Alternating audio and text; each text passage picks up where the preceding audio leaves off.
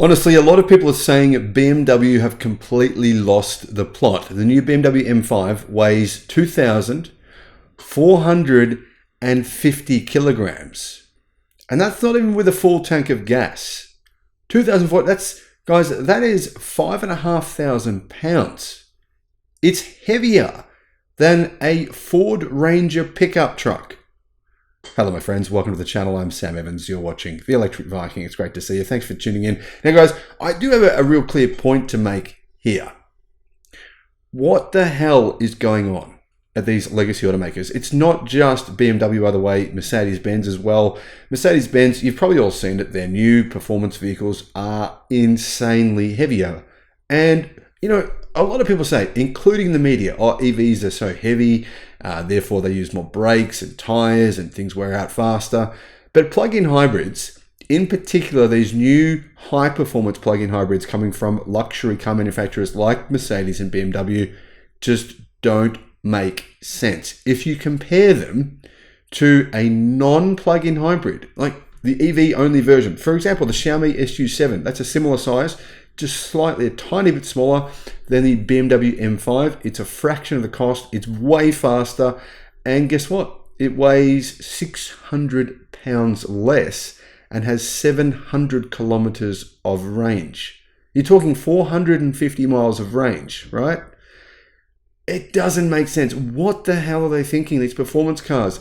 So let's have a look at the actual performance details. Here's the thing. You would think the new M5, right? This is the premium, meant to be the fastest car that BMW make, and it's extremely expensive. The new version costs $260,000.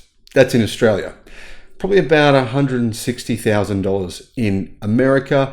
In Europe, it's definitely not cheap. It's actually more expensive in Europe, or at least in the UK, than it is in other markets worldwide. BMW is using a plug-in hybrid system, and it's quite complex. In fact, the electric part of the system has its own gearbox, which is located inside gearbox for the gas engine. You can see how complicated it is, right?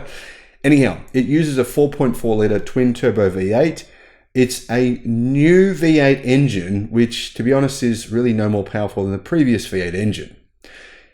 And interestingly, the power for this V8 engine is the same size as the old model, but it's down in power.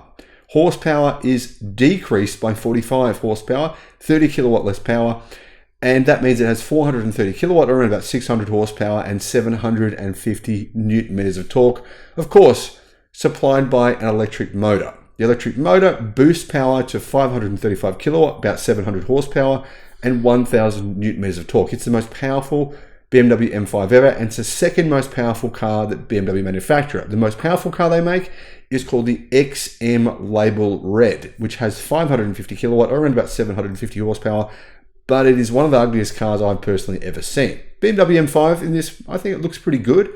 It is pretty big, and like I said, it's a plug-in hybrid, and it weighs 2,440 kilograms, or around about 5,500 pounds.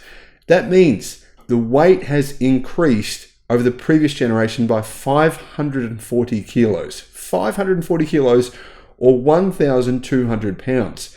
Now, fans of BMW and journalists are saying they are blaming the battery pack. They're saying this is the fault of the battery. The weight is increased by 540 kilograms, or 1,200 pounds, because of the battery weight. That, my friends, is a flat-out lie. That is objectively fake. It is false information that people who hate EVs just are saying, or maybe even people who like EVs are saying, because they just don't know any better. Because the truth is, 540 kilograms or 1,200 pounds, that's the equivalent of about a 90 kilowatt hour battery, a massive battery pack. We're talking a battery bigger than any battery that's ever gone into any Tesla Model Y or Model 3. Bigger, right? That's the weight that they're saying the car has increased by. The truth is, though, the battery is minuscule in this car. So if it just comes down to the battery, which is only an 18 kilowatt hour battery, then where's all the weight? Guys, this is not just a battery. The battery by itself should only weigh around about 180 kilograms. That's a lot less than 540. See what's going on here, right? Anyhow, apparently it will have an M driver's package, which raises top speed to 305 kilometers an hour, around 200 miles an hour. And BMW says it can drive for about 68 kilometers, so about 40 miles on EV range only. Lithium iron phosphate battery, 18.6 kilowatt hour battery. I don't get this, guys. This car is slower than the previous version. Even though it's more powerful, it's actually slower. It's 0.2 of a second slower from 0 to 62 miles an hour or 0 to 100. And this all means that actually it's a very slow car in comparison to its rivals. I mean, what is a car, though, that's similar to this, that costs similar price, Lucid Air Sapphire? That'll do 0 to 62 miles an hour in 2 seconds. This does it in 3.5, 3.6, around about there.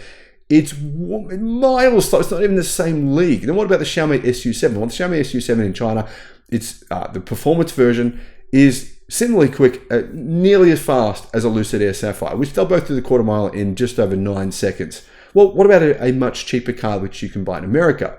What about a Tesla Model S Plaid with the performance pack? The actual Tesla Model S, right, it is much lighter than this car. It is about 1,000 pounds lighter. The Lucid Air Sapphire is a similar weight to this BMW M5. The Xiaomi SU7 with its large battery pack and range of about, I believe about 700 kilometers, about 450 miles, that weighs 200 kilograms or around about 450 pounds less than the BMW. Which gets me to my point. What is the point of this plug-in hybrid vehicle? It's much slower than an electric version. Its range, well, really, honestly, is 450 miles not enough range? I think it is, right? 450 miles, I'm pretty sure no one's going to say that's not enough range.